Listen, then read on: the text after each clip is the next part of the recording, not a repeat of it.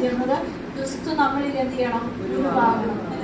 നമ്മൾ അതിന് മുമ്പ് ചിന്തിക്കണം, ക്രിസ്തു നമ്മളിൽ ഉരുവാകുന്നതിന് മുൻപ് നമ്മൾ ഒരു അനുഭവത്തിലായിരുന്നു ഉണ്ടായിരുന്നത്. സങ്കീർത്തനം 51:5 പറയുന്നുണ്ട്, ഞാൻ അകൃത്യത്തിൽ ഉരുവായി പാപത്തിലേക്ക് അമ്മ എന്നെ ഗർഭം ധരിച്ചു. അല്ലേ? നമ്മളെല്ലാം ഈ ക്രിസ്തു നമ്മുടെ ഉള്ളിൽ ഉരുവാകുന്നതിന് മുൻപ് നമ്മുടെ ഒരു അനുഭവം എന്ന് പറയുന്നത് അകൃത്യത്തിലായിരുന്നു. നമ്മുടെ പാപമായിരുന്നു നമ്മളിൽ ഉരുവായിക്കൊണ്ടിരുന്നത്. ആ പാപത്തിന്റെ സങ്കീർത്തനത്തിന്റെ പശ്ചാത്തലമൊക്കെ നമ്മൾ നോക്കുകയാണെങ്കിൽ ദാവീദ് ദൈവസന്നിധി വളരെ അനിഷ്ടകരമായ ഒരു സംഭവം ചെയ്തപ്പോൾ അവന്റെ തെറ്റ് അവന് ബോധ്യം വന്നതിന് ശേഷം അവൻ ദൈവസന്നിധിയിൽ ഇരുന്ന് നിലവിളിക്കുന്ന ഒരു സങ്കീർത്തനമാണ്, ദൈവമേ ഞാൻ അകൃത്യത്തിൽ ഉരുവായി പാപത്തിലേക്ക് അമ്മ എന്നെ ഗർഭം ധരിച്ചു. അങ്ങനെ പറഞ്ഞ് ദൈവസന്നിധി നിലവിളിക്കുന്ന ഒരു വേദഭാഗമാണ് ആ 51-ാം സങ്കീർത്തനം എന്ന് പറയുന്നത്. ഈ അകൃത്യത്തിൽ ഉരുവായ ഒരു വ്യക്തിയുടെ ജീവിതത്തിൽ സംഭവിക്കുന്ന ചില കാര്യങ്ങളാണ് രക്ഷയുടെ സന്തോഷം എന്ന് പറയും. അത് നഷ്ടമായി പോകും. അല്ലേ? ഒരിക്കലും ആ സന്തോഷം പിന്നെ അവന്റെ ജീവിതത്തിൽ ഉണ്ടാകത്തില്ല. ആ രക്ഷയുടെ സന്തോഷം അവനിൽ നിന്ന് നഷ്ടമാകും. മനസ്സൊരുക്കമുള്ള ആത്മാവെന്തിയോ അവനിൽ നിന്നും പോകും.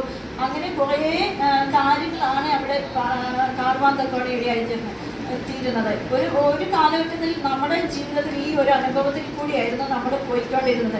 രക്ഷയുടെ സന്തോഷം നഷ്ടപ്പെട്ട് ആ ഒരു മനസ്സിലൊക്കെയുള്ള ആത്മാവൊന്നും ഇല്ലാതെ അങ്ങനെ ഇരുന്ന ഒരു ജീവിതത്തിലാണ് ക്രിസ്തു നമ്മളിൽ ഉരുവാകുമ്പോൾ ചില കാര്യങ്ങൾ നമ്മുടെ ജീവിതത്തിൽ സംഭവിക്കുന്നത്.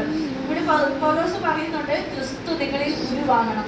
ക്രിസ്തു നമ്മുടെ ജീവിതത്തിൽ ഉരുവാകുമ്പോൾ ചില മാറ്റങ്ങളൊക്കെ നമ്മുടെ ജീവിതത്തിൽ സംഭവിക്കും.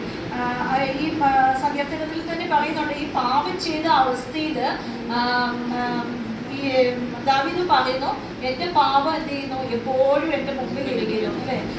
എപ്പോൾ നോക്കിയാൽ ഈ പാപമാണ് അവൻ്റെ മുൻപിൽ ഇരിക്കുന്നത്. അതായത് മുൻപിൽ ഇരിക്കുന്നു എന്ന് വിചാരിക്കുമ്പോൾ ഞാൻ വിചാരിക്കുന്നു അവൻ്റെ പാപമാണ് അവനെ വഴി നടത്തുന്നത്. അല്ലേ? അവൻ്റെ വഴിയിൽ അവനെ മുൻപോട്ട് നയിക്കുന്നത് എന്താണ്? ഈ പാപമാണ്.